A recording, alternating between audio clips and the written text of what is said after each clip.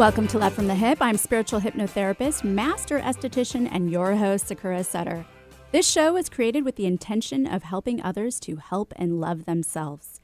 Aside from weekly skin tips, you will hear me feature amazing souls from around the world who are making a difference by helping people in their own unique way. You may also hear me follow up with a guest I have hypnotized on an online edition of Love from the Hip, which is available on YouTube. Together, we can all make a difference, and it begins with love. Love from the Hip. According to the Diagnostic and Statistical Manual of Mental Disorders, PTSD, or post-traumatic stress disorder, can be caused by exposure to actual or threatened death or serious injury, recurrent, involuntary, and intrusive distressing memories of traumatic events, flashbacks, psychological distress at exposure to internal or external cues, angry outbursts, hypervigilance, and experience of feeling detached. PTSD can be triggered by combat, car crashes, assaults, natural disasters, and other traumatic experiences. The first documented example of PTSD in history is the story of Athenian Epizelus. 5th century Greek historian Herodotus wrote that Athenian Epizelus, having suffered no blows or injuries during the battle at Marathon in 490 BC, became stricken with blindness. Epizelus was suffering from hysterical blindness, which is a rare symptom of PTSD. It can be said that he is the first figure in human history to walk away from a battle with mental injuries. Throughout history, we can recognize the condition that would become PTSD take on many names. It has been called nostalgia by Swiss physicians, homesickness by the French, and even estar roto by the Spanish, which translates to be broken. It wasn't until the wars got more intense that the labels also became more serious. In World War I, Captain Myers, after studying soldiers who suffered distress from the explosions, called it shell shock. And then during World War II, terms like combat neuroses and combat exhaustion later turned into battle fatigue. And it wasn't until 1980, with the record number of Vietnam soldiers returning with traumatic injuries, that PTSD finally became recognized by the American Psychiatric Association. PTSD can be short or long-term. Most of our soldiers and first responders suffer from long-term PTSD. The biggest reasons why could be because they are experiencing more trauma than most people and because they are not sharing their experiences in order to deal with them. Communalization of grief and trauma helps one to overcome it. But unfortunately for men, sharing or being vulnerable has always been seen as a stigma. In fact, many believe this to be the reason for the spike in PTSD cases after Vietnam, because men were suppressing their grief. In 1979, after his research in Northern Ireland, Irish psychologist H.A. Lyons concluded that people feel better psychologically if there is more involvement in their community or if people are actively engaged in a collective cause, which is a big reason why, while countries were in war, psychological health improved. He found that during the riots in Belfast, psychiatric illnesses such as depression significantly decreased and the rates in suicides fell by 50%. Even in the months following the attacks of 9/11, New York City experienced a drop in suicide, and its veterans noticed a significant improvement in their symptoms of PTSD. Unfortunately, trauma, including war and civil unrest, seemed to fill the void of a previous trauma or the depressive isolated state. In fact, people tend to be connected by a traumatic event because they all can commiserate and relate to one another. And it's that bond that traumatized people tend to miss. According to the PTSD Alliance, roughly 7.7 million people in the U.S. are currently suffering from PTSD, and 1 in 13 adults will develop PTSD. Today, early diagnosis of PTSD is now available through advanced technology like a MEG scan. There are a number of medications available to treat the symptoms of PTSD, and support groups are also in place for those suffering from PTSD. But what are some things we can do to mitigate it before it even becomes a diagnosis or condition? How can we help people to cope with the trauma before it becomes PTSD?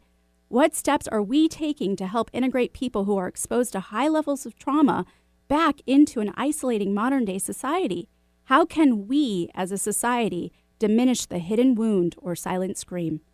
Today, I have the pleasure of interviewing podcast host of HEROTALK, author, certified stress management practitioner, and retired police officer Rodger Ruge on my show.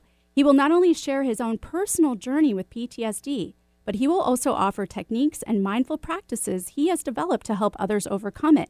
And later, we will open up the phone line so that if you or someone you love is suffering from trauma or PTSD and would like some help, Rodger can assist you. So stick around after this quick break.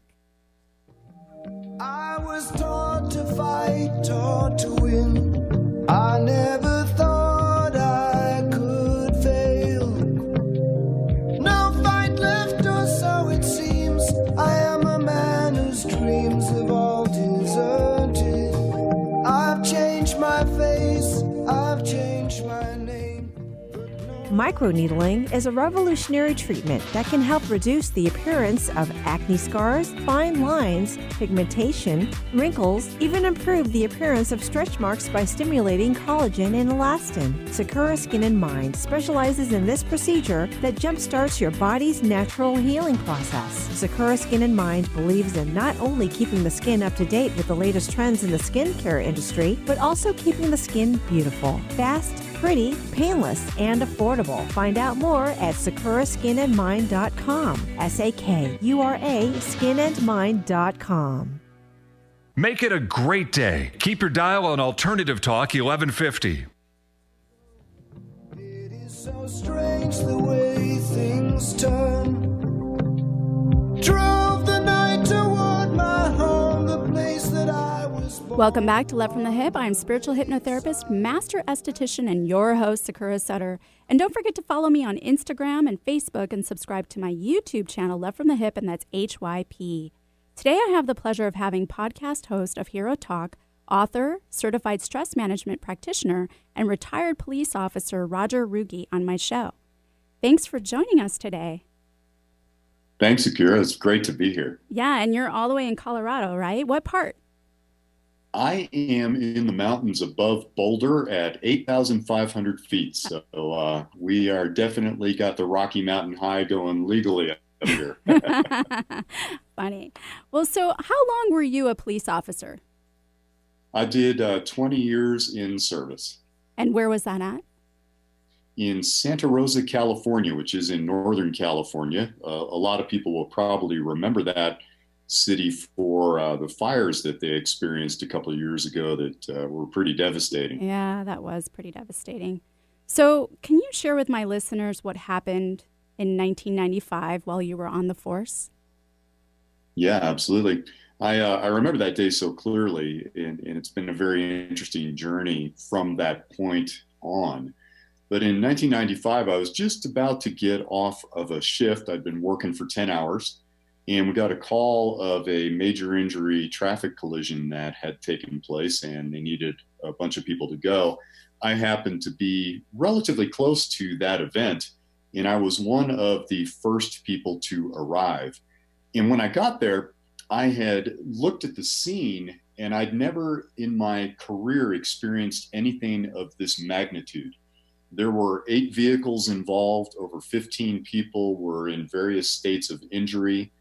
3 people were deceased at the scene. And when I first looked at it, I thought, my goodness, this must have been like a small plane trying to land on the roadway, because I just couldn't put together how this much carnage could have taken place.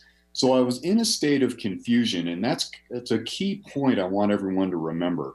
I was beginning to feel overwhelmed. Looking at the entire scene, I put a broadcast out to have all emergency responders in the entire county come. Oh, wow. So we had some pretty vast resources, but I knew right there we needed at least 5 to 6 ambulances. We needed every fire truck, the whole thing. Yeah. So we put that call out, and then I began to look at the scene a little more carefully to see where would I be needed most. You have to leave people who are hurt to go to people who are more hurt. It's a form of triage, and that in and of itself is a really hard thing to do, but you just have to do it. And I saw a car that looked really bad, and I decided to go to that car first. Now, I don't want to get too graphic for your audience. Yes, thank you. Yeah, it was, let me just say that it was a horrific scene in the car. Yeah. And when I looked in the car in the back seat, there were a few children back there. and 2 of the children were deceased. Uh, When I looked in, however, this is where the chemicals that I was pumping into my body, the cortisol, the adrenaline, began to play a trick on my mind. And the trick that it played on me was I saw my 2 daughters in the back seat of this car. oh, gosh. Now, the challenge there, of course, was I am in the middle of this emergency. I'm looking at 2 children who are gone, and I'm seeing my daughters in their place. Right. There was some little thread of me that said that can't be possible. They're at home. They wouldn't be out at this point. But you can kind of see where the conflict began to create itself in my mind. It began to imprint quite deeply. At that point, I almost completely lost it, shook my head violently side to side to kind of clear that. And then I looked back in the car and realized, okay, those aren't my daughters. Let's go to work. And then we began to triage that scene and get the help that we needed. But what was important for people to understand in terms of post-traumatic stress, I had become overwhelmed. I had a huge dump of chemicals coming through my body, and I saw something that wasn't there. So I had a perceptual distortion, which is common in overwhelming events, but it imprints in the psychology, in the mind, very deeply. And that was the essence of my beginning through post-traumatic stress. Wow. And you had to just turn it off to go back to work. So is I that had something? to turn it off, and I'd already done a 10-hour shift, and I was there for another almost 18 hours. Geez. Okay. Is that something that's very common with other police officers? In terms of this kind of experience? Yeah, just hallucinating and the fact that it's their family that's in the accident. Have you heard of other officers experiencing that? I definitely have. And I've even heard of officers who were in fact responding to the crash that their family was in, actually were there. Yeah. And I often wonder about that, were those stories in my consciousness when I went to that scene in some subconscious way? But yeah, it's not that outrageously uncommon. I had a friend of mine who was with our sheriff's department, and he had gotten back from Vietnam and was driving in a very rural area of the county. And he had a flashback to a combat experience in Vietnam. And he got on the radio and was radioing his dispatcher that there were Viet Cong moving through the forest in the hills of Mendocino County. Oh my gosh. Wow. So, Yeah. although that's a bit rare, there are more subtle forms of it. I have come over the last 20 years of really researching this and diving, fairly deep into it. I've come to believe that virtually everyone who's in some form of emergency services has some level of PTS. Right. And I avoid the D. I don't say D anymore because a disorder is something that we have to manage. I like to think of it in a new term that's been kind of floated out there as post-traumatic stress injury, PTSI. Okay. Because I do believe we can fully recover from post-traumatic stress with the right protocols. Okay. Well, I hate to interrupt you, Rodger, but we are going to have to take a quick break. But remember, if you or a loved one would like Rodger's help moving through a trauma, feel free to call 1-888-298-KKNW or 425-373-5527 after this quick break. I had no choice. I did not believe the information. Just had to trust imagination. My heart going boom, boom, boom. Son, he said, grab your things, I'm gone today. Experience. One word that can mean so much, especially when it comes to working with a realtor to buy or sell a home. The only thing better would be to have an experienced team guiding you through the process. Hi, I'm Beth Phillips York. And I'm Ray York. Together, we own the York team, part of Keller Williams Real Estate. We are here to help you with your next property transaction. I have over 14 years of experience selling local residential real estate, investment properties, and homes just like yours. I'm also known as the Ghost Broker. Over the years, I've managed several residual energy synergies at the properties we've represented or sold to clients. So if you need that service, I can help you as well. For my part, I have worked many years in new construction, land development, and with builders. Combined, Beth and I make for a powerful team on your side. So put our wealth of experience to work for you. Selling a home? Get a free property evaluation and market analysis with the York Team Real Estate. Buying a home? Let the York Team Real Estate exclusively represent you and your interests. Log on to YorkTeamRealEstate.com. That's YorkTeamRealEstate.com. Hypnotherapy helps you discover and explore deep, sustainable life changes. Let Sakura guide your communication with your unconscious mind. Rid yourself of negative behaviors, fears, pains, and emotions. Weight loss, smoking, childhood trauma, chronic pain, and much more can be addressed. Begin healing now. Just $100 for the first session. Learn more, SakuraSkinandMind.com. SAKURA skinandmind.com. Bring out the healthy way of thinking you didn't know you had. If you're planning on building a home or a major landscaping project, you'll want the team of Stone Resources on your side. Safely, effectively, and correctly working with our unique terrain requires local knowledge and environmental care. For 21 years, Stone Resources has been making sure their customers' biggest investment is on solid ground. Trust your next earth-moving project to Stone Resources. Call 425-754-6792. That's 425-754-6792. Stone Resources. We make the earth move. And remember, if you need dirt or have dirt to get rid of, you can call on us. 425-754-6792. Organic, free range, and fresh daily. Alternative Talk 1150.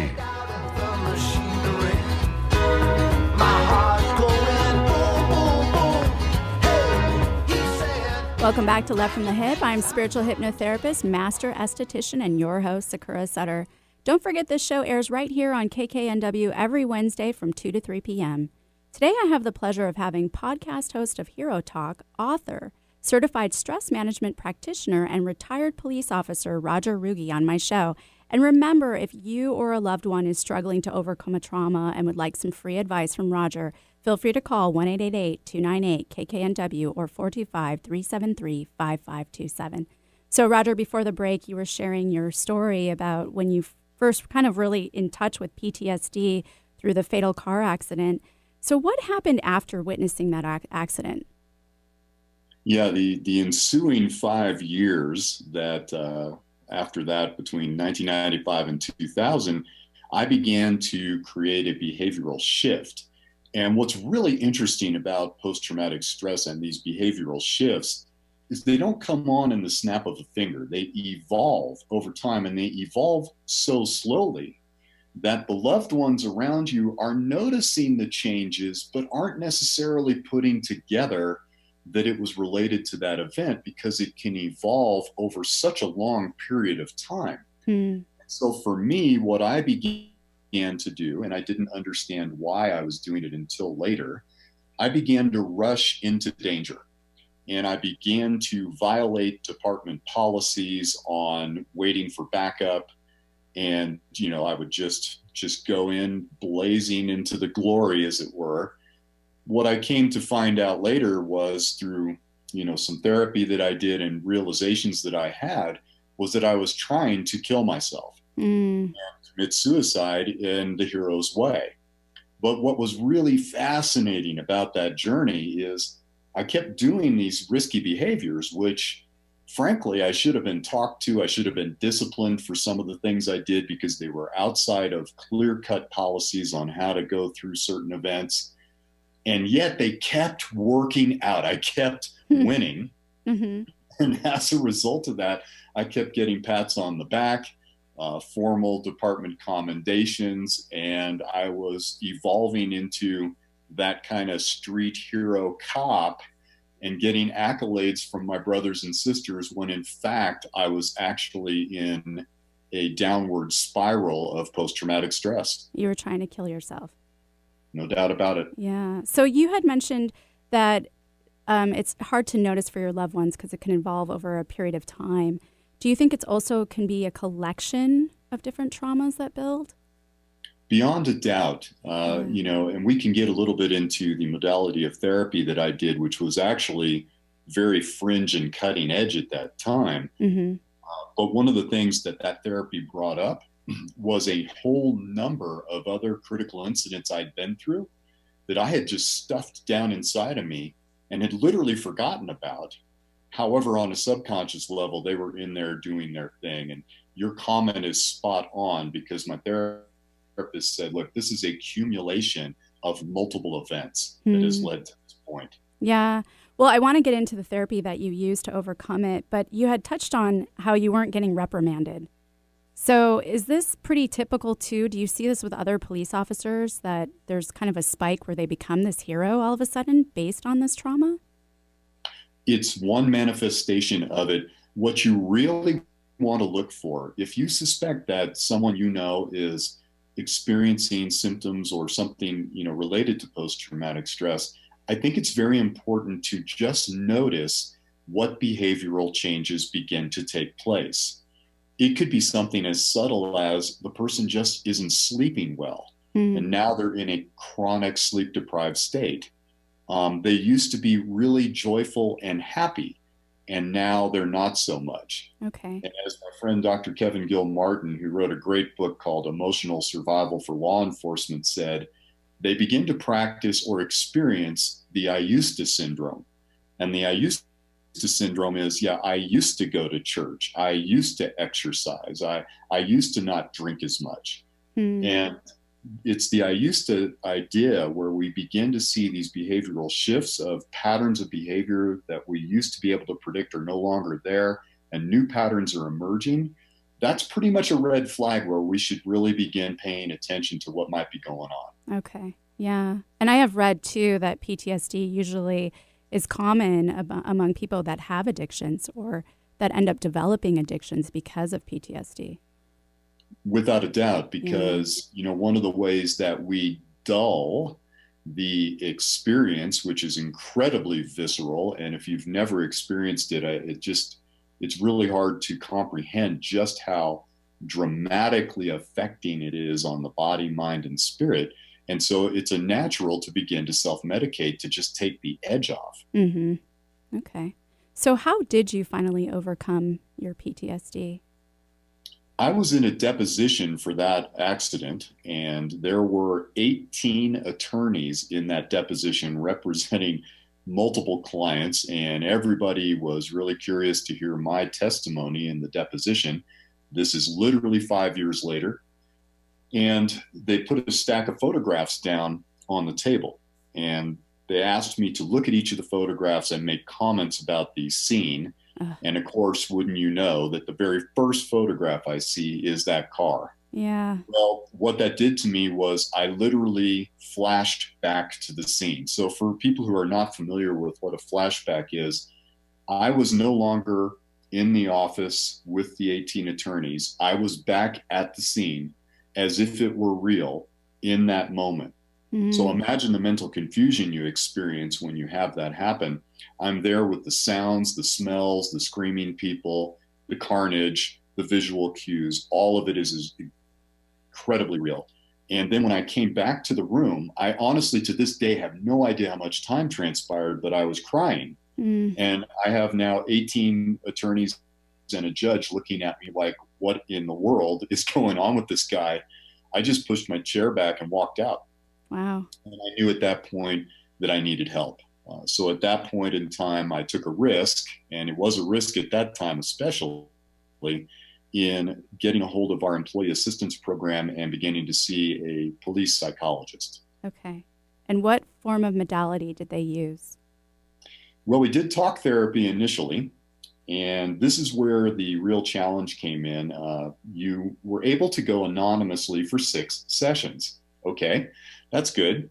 But the talk therapy was not getting where this 30-year police psychologist wanted to go. And they said, listen, your PTSD is so severe, we need to notify your department for permission to do a new therapy. It's radical, it's cutting edge. We don't even know how it works, but it is working. There's only 6 practitioners in the United States at that time, which was 2000. And one of them's right here in our city, and I'd like to refer you to it. And so I ended up going to a form of therapy called EMDR. Mm-hmm. And can you explain that a little bit for my listeners? Yeah, it stands for, I believe it stands for Eye Movement Desensitization Response, which is pretty fancy, but it's super simple. So the psychologist is in the room with you, and in my particular case, they had a light bar in front of me that had amber lights on it that moved from left to right. And as you looked at the light bar, you tracked it with your eyes. So you keep your head still, you follow the lights left and right, and it takes you to the extremes of your ability to move your eyes left and right. And while doing that, the psychologist is guiding you through the trauma that you experienced and all these strange feelings in the body, emotions, story, things just kind of come out. It's really amazing. And by the time I was done with that, I only went to, I think, a total of 4 sessions, and all these other events came out beyond the first, event that we were talking about, that triple fatal accident. Right. All these other events came out where people had died in my arms. For whatever reason, I was that cop who was the first guy on the scene at all these major crashes. And I would have people die in my arms frequently. And I didn't really think much about it, but it all started coming out. And by the end of the 4th session, I remember leaving the office, and I was free. I was free of the bondage that was keeping me in. I felt light, happy, joyful. And here's the interesting part. I can remember all the events with perfect clarity, but I have no emotional charge around them anymore. It's just a story. Okay. Very interesting. Okay. So I'm a little bit familiar with EMDR just because I'm a hypnotherapist, and I feel there's kind of a sense of retraining the brain that was happening for you. And I've heard that, I know you said PTSD, as you call it PTSI, and I also have heard that it's not really a disorder, it's more of a reorder of the brain. So did you feel like, did you feel like that was happening for you? Like 100%. Yeah. I completely agree. And what we were doing is, in my opinion, we were breaking the neural pathways in the brain that were related to the trauma. We were rewiring new neural pathways that were empowering, that were giving me control over those scenarios, right, taking away that charge. So yes, I completely agree that it was a reordering of those neural pathways. Yeah, and that's also affecting then your hormones, right? The cortisol, the adrenals. And that's less of the, I would imagine, less of the flight or freeze and maybe more of the fight response, which is why you tended to show up on those accidents first after the fact. You bet. Yeah. And, the other part of that was, imagine that you've got this low to moderate to extreme chemical dump happening all the time because you're in this fight or flight response pretty much 24/7. And then imagine turning that off and how restorative that is to the body, mind, and spirit. Oh, yeah. How much energy you were focused on that. Yeah, for sure. So you had mentioned that talk therapy was anonymous for 6 sessions, but then after that, because you needed more than that, it was no longer anonymous. Isn't that against HIPAA, for one thing? HIPAA didn't even exist then. And it was just our department's policy at that particular time as part of the employee assistance program. And the real challenge there was, when I was presented with that, I was presented with going further and getting some help in an experimental therapy or not doing it. Right. And if I went ahead to do it, it was career suicide in my department at that time, because you'd be outed that you were having a problem. And in a culture that is a warrior culture, you're now under suspicion that maybe you're not going to be there when you need to be there, and that kind of thing. So right. I knew that I was in trouble. And at that point, I honestly didn't care. I had my wife, I had my 2 daughters. I did not want to fail them. And it didn't matter to me anymore if it cost me my career. Okay. Wow. Well, I want to touch back on that after the break. But remember, if you or a loved one would like Rodger's help moving through a trauma, feel free to call 1-888-298-KKNW or 425-373-5527 after this quick break. How we can be heroes just for one day. How we can be heroes.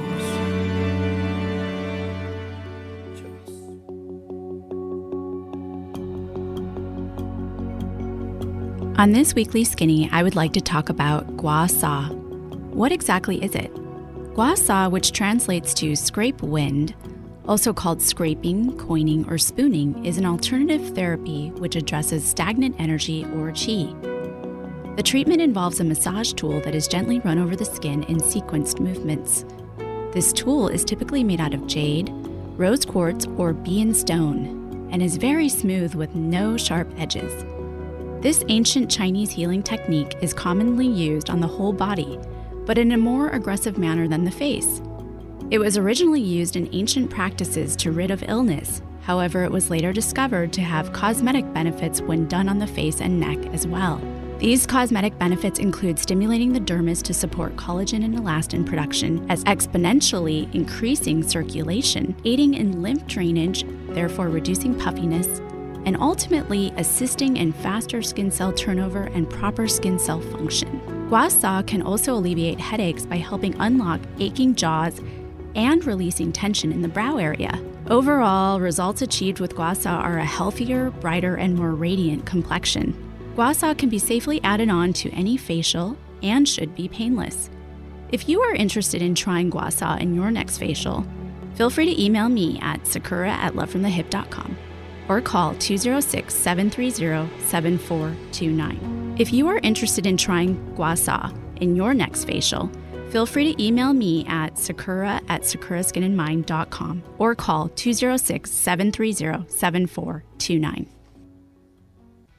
Men, care for your skin properly, starting with your face. Sakura Skin and Mind offers their Gentleman's Groom Clinical Facial for just $120. Designed for your rugged skin, a deep cleansing clinical facial is like a 1-2-3 punch to wrinkles, age spots, and problem skin. Tame those brows, ears, and nostrils. Sakura Skin and Mind, erasing wrinkles one clinical facial at a time. Learn more at sakuraskinandmind.com. SAKURA skinandmind.com.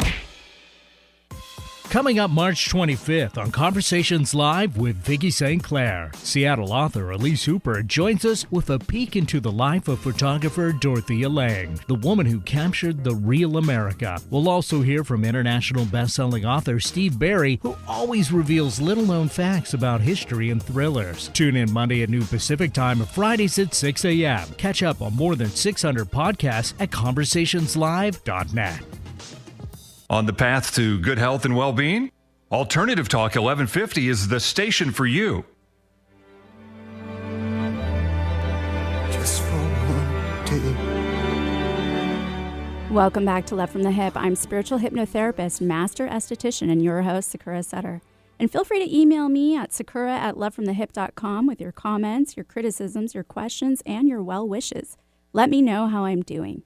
Today, I have the pleasure of having podcast host of HEROTAK, author, certified stress management practitioner, and retired police officer Rodger Ruge on my show. And remember, if you or a loved one is struggling to overcome a trauma and you'd like some free advice from Rodger, then feel free to call 1-888-298-KKNW or 425-373-5527. So, Rodger, before the break, you were telling us how you basically had to risk your career in order to ask for help. Yep, exactly. It was the way it was at that time, and even in the ensuing years that we've had more awareness around these types of things, I haven't really seen the traditional systems altered much. Mm-hmm. Well, and I can attest to that too. Just having been a part of the Seattle firefighter, department for a while, having family and friends in it, that it's still the case that once you ask for help, you have all these labels of being crazy, and now everybody knows. So. Yeah, it's a systemic problem, and there are ways to fix it, but the only way to really do it is to create a literal cultural paradigm shift. And I have some ideas around that, but the resistance to changing anything in traditional systems like law enforcement, fire services, paramedic, EMT, there's just a lot of resistance to bringing something on that is considered still, well, we've got our bases covered. Mm-hmm. But I just have to push back against that, because if we've got our bases covered, then why do we have more police officers today taking their own lives than are dying in the line of duty? Right. It just isn't adding up. Yeah, no. And it seems ironic, right? And counterintuitive. Like, wouldn't you be a better officer or better firefighter if you were getting therapy? 100%. Look at it this way. What if in a academy, whether it's a fire academy or a police academy, what if we began mindfulness and resiliency training there? Mm-hmm. And then when you moved into your department, it was part of the culture, right, where we had built-in training and practices centered around mindfulness and resiliency. What if it just became a cultural paradigm? Right. And you could literally do it right now. This is not something that is difficult to weave into existing programs. There just has to be a strong desire to do it. And didn't you say too earlier to me, you said the special forces have actually already implemented transcendental meditation? Yeah, right? Several branches of special forces are doing it here in the United States. It's been standard practice in Russia and China for decades, and we're just kind of catching up to it. But I have some friends that are currently deployed in special forces, and they said something very interesting to me that I think is an important piece for what we're talking about today. They said that the special forces guys are experiencing much less rates of PTS because of the mindfulness and resiliency practices that are now a standard part of their training. What they told me was the soldiers that are breaking are the guys who just go through boot camp and are put out into the field and are suddenly in combat, and they have not had those resiliency practices. He said those are the people that are breaking. And so we see a real world example of how just implementing something that simple has made such a profound shift. Yeah, the statistics are there. Yeah. And they're not lying. Okay. So I want to touch on what happened to you when you were 33, your spiritual awakening then.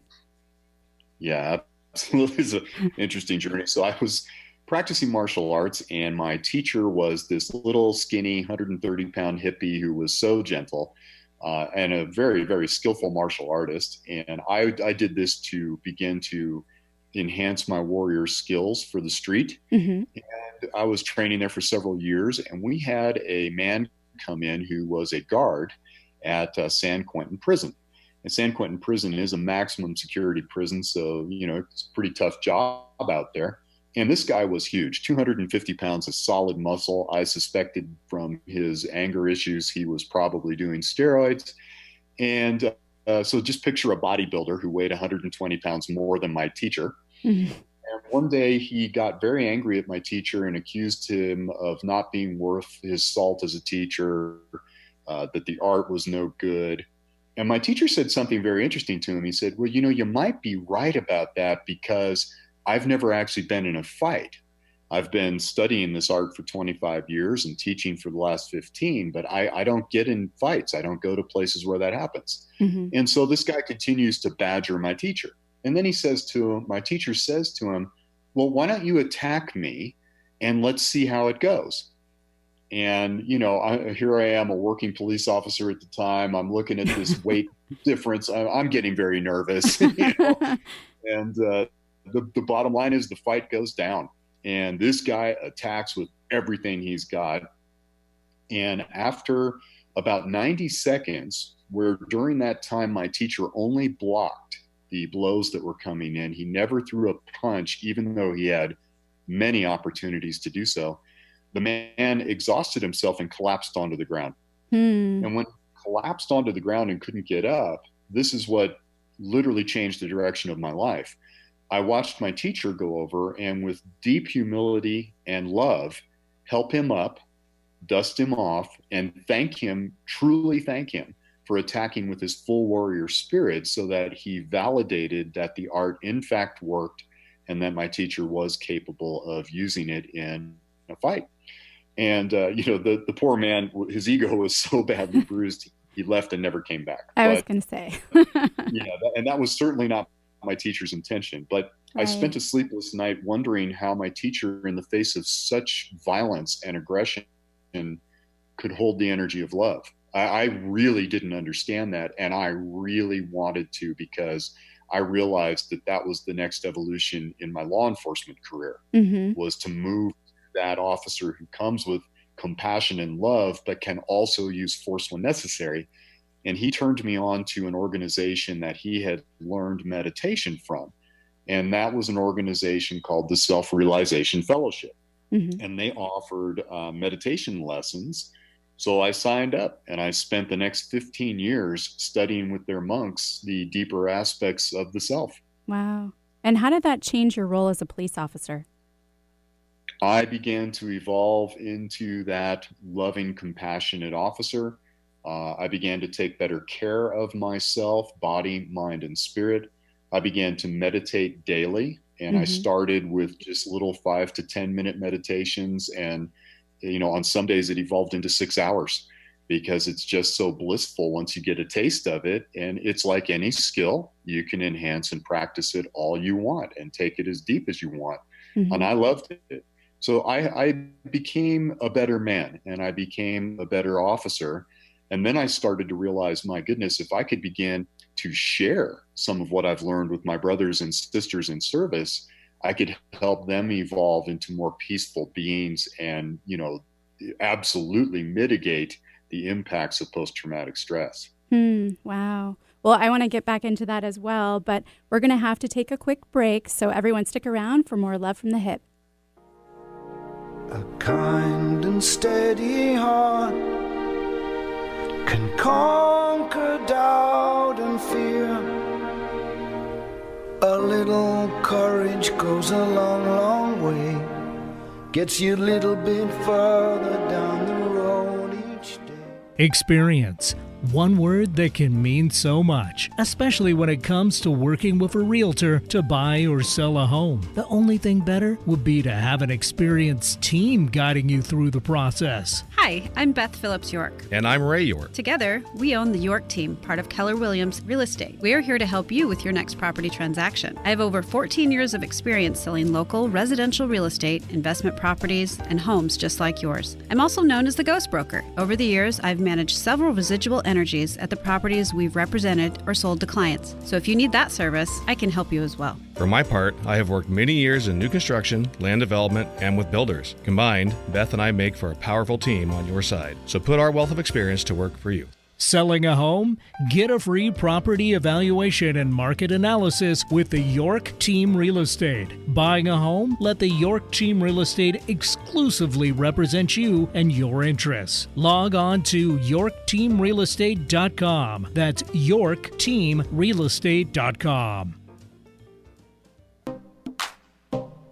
Is your tween starting to experience a change in their skin? Want to get them on an easy at-home routine and have good skin hygiene? Allow Sakura Skin in Mind to help your tween out. This brief, deep cleansing and educational 35-minute facial is just enough to get your tween, ages 10 to 12 years old, started off in the right direction. Sakura Skin in Mind uses the latest in the clinical skincare industry to care for your tween the right way for just $65. Sakura Skin in Mind, treating skin out there with an ounce of treatment and a pound of protection. Call 206-730-7429 or go to sakuraskininmind.com.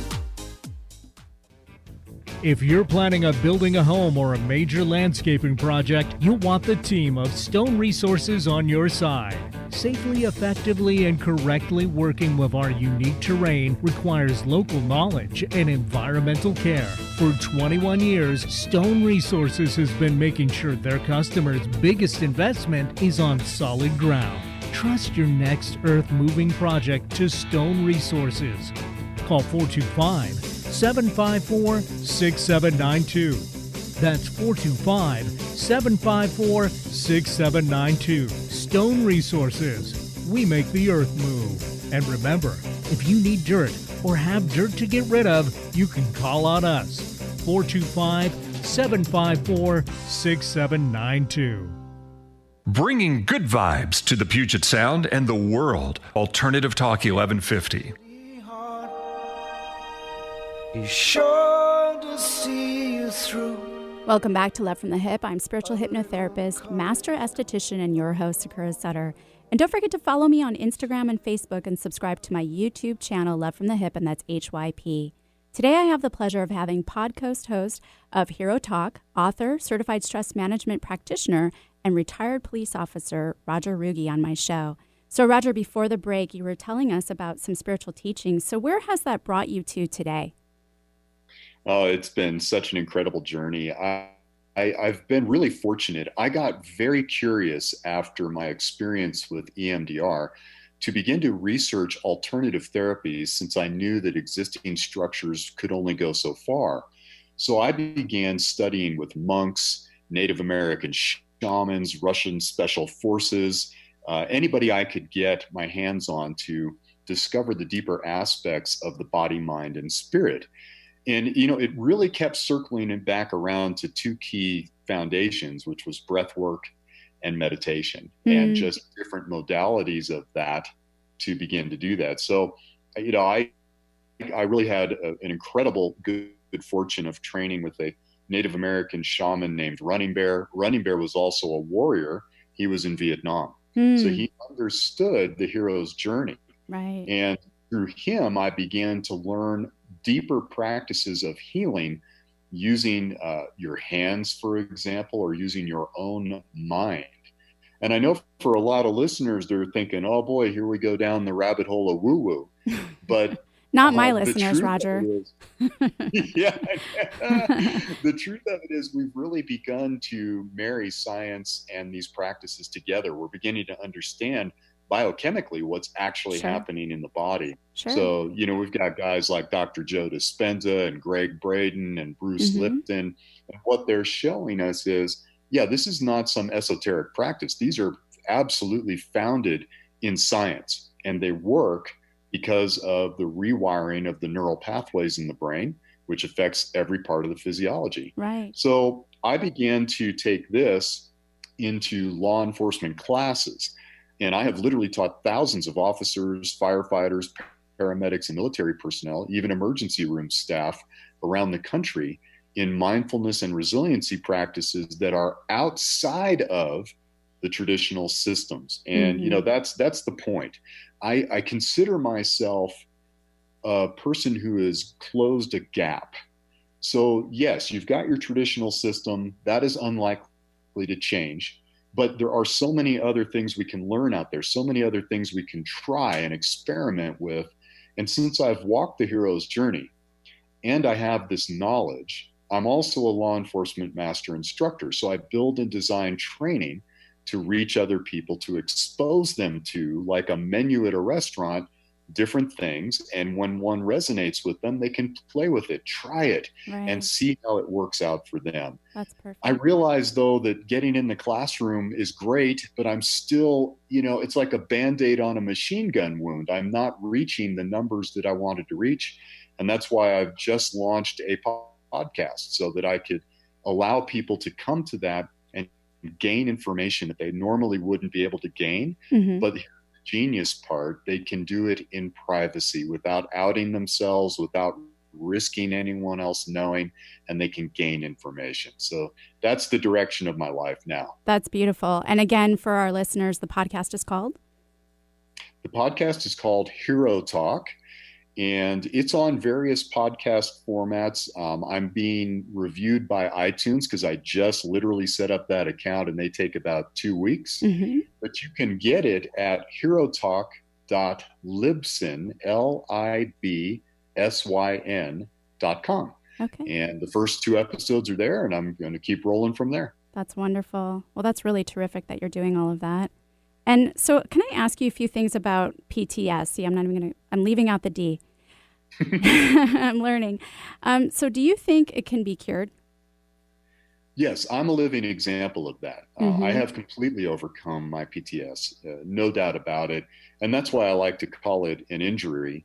And, in my particular case, it was an incredible gift, because without those experiences, I would not be who I am today, able to help as many people are willing to reach out and want to get help. I'm there for them now. Right. And so that's the gift. And so I also like to call it post-traumatic stress growth. Because I believe that when we're experiencing a life challenge, we're also been given an opportunity. And that opportunity is to evolve and grow into deeper aspects of ourselves. Okay. So do you also feel then that it can be prevented? There is no doubt in my mind that we can prevent it. And we actually have in the field tested proof of that with the special forces operators I was talking about, who are going through incredible trauma, but they have been inoculated to the stress. So the key to it is, if you can gain enough training and enough mindfulness and resiliency practices, you will not be overwhelmed during a critical incident. And it's that being overwhelmed piece that imprints the post-traumatic stress. So if we can train ourselves to the point of being inoculated to feeling overwhelmed in a crisis situation, it's not going to imprint. You're not going to have that problem. Okay. And so I'd also like to ask you, what are some tips you may have to share for people who are living with someone who is suffering from PTSD?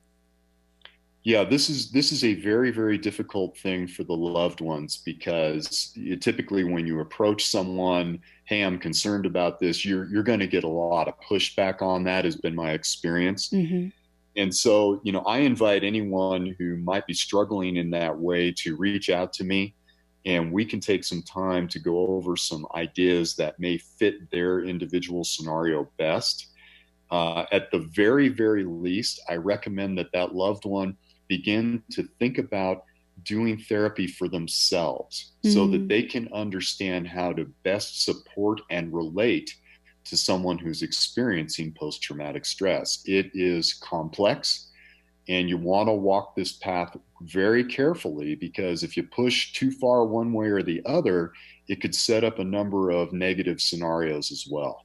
So, getting some help is the very first thing I tell those folks. They just have to get some outreach and get some information so that they can move forward. If you happen to have a loved one in law enforcement or fire services, I do recommend Dr. Kevin Gilmartin's book, which is Emotional Survival for Law Enforcement. I think it's one of the most seminal works that's been created around this, and it'll give you a good window into what that loved one is going through.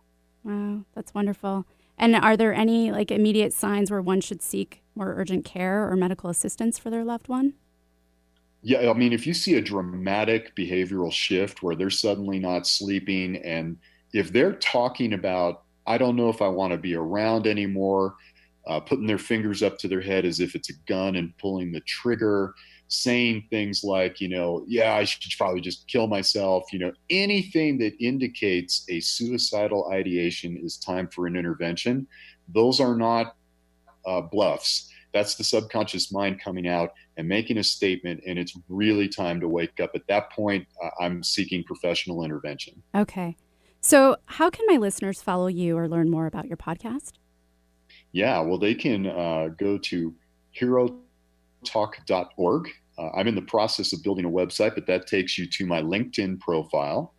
You can also join us on our Facebook page, which is Facebook, and then /HEROTALK.org.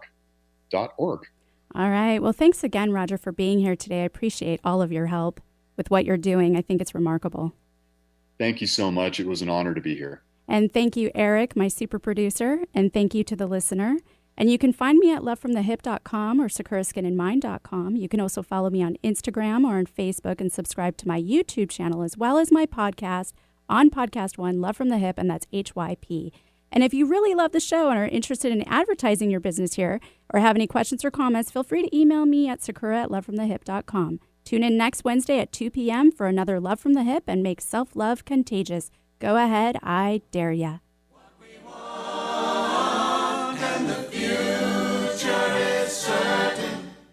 Give us time to work it out. Yeah. Peach fuzz is great if it's on a peach. Let Sakura Skin and Mind remove unsightly hair with dermaplaning. Although its primary purpose is to remove layers of dead skin, it's just one of the added benefits, leaving your skin baby smooth, safe, effective, fast, and affordable. What a concept! Sakura Skin and Mind wants you to look your very best, and dermaplaning is just one tool in their chest. Find out about dermaplaning at sakuraskinandmind.com. SAKURA, skinandmind.com. We bring out the healthy skin and healthy way of thinking you didn't know you had.